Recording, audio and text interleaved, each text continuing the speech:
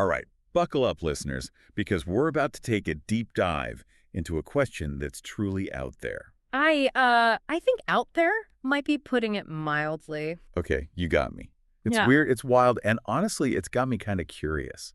One of our amazing listeners, you know who you are, asked the internet, and now us, if airbending, like we see in Avatar, could be weaponized using, wait for it, farts. Yeah, we got that question too. And honestly, at first I thought it was a joke. But then I started thinking about the actual science involved, and, well, it got interesting. Right, and that's what we do here. We deep dive into these bizarre questions and see what's what. So let's get serious for a second and talk about airbending itself. We're talking manipulating air currents, creating those pressure waves, heck, even full-on tornadoes, right? That's some serious power. Oh, absolutely. I mean, think about it. Airbenders are basically manipulating air density and movement with insane precision. It's like how a plane wing creates lift, you know? It's manipulating airflow to make those pressure differences. But airbenders, they're Hmm. doing it on a whole other level and with way more style. Okay, so airbending, check. It's awesome. But now let's get to the less uh, fragrant side of this equation. The farts. Can a toot actually pack that much of a punch? Be honest. Okay, so flatulence. Yeah, we laugh, we make jokes, but honestly, at its core, it's just a release of gas, primarily methane. And methane, well, that's flammable, my friend. Not only that, it can create a surprising amount of pressure. I mean, think about it. We use natural gas, which is mostly methane, as a fuel source every day. Okay, so there's potential energy there. I'm with you.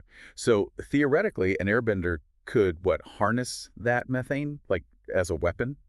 Well, theoretically is the key word here, because while methane can be powerful, the stuff that comes out of, well, us, it's not exactly consistent. The composition of farts changes a lot from person to person, even from moment to moment. Yeah, that tracks. So even for a master airbender trying to control something that variable, Yeah. good luck. Exactly. And then there's the range issue. This isn't a long distance attack we're talking about. You're not going to be taking out someone from across the battlefield with, well, you get the picture. Right. Up close and personal only. Plus, let's not forget, methane might be flammable, but how do you light it on command? That adds a whole other level of, let's call it complexity. It does. And that really is the crux of the issue. Effectiveness.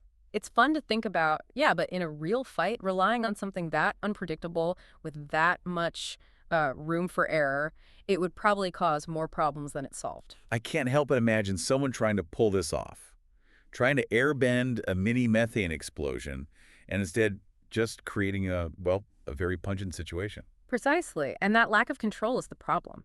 Imagine trying to explain that tactical decision to your airbending master. Seemed like a good idea at the time. No, yeah, I don't think that's going to fly. So to our curious listener, the verdict is probably not the most practical airbending technique. Definitely gets points for creativity, though. Absolutely. And, that's the beauty of a good deep dive, isn't it? Even the weirdest questions can take us to some really interesting places. I mean, we talked about the physics of airbending, the properties of gases, even touched on combustion science, all because someone asked about weaponized farts.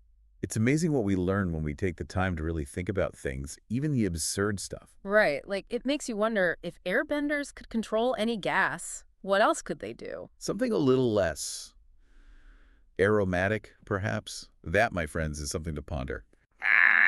And on that fragrant note, we'll see you in the next deep dive.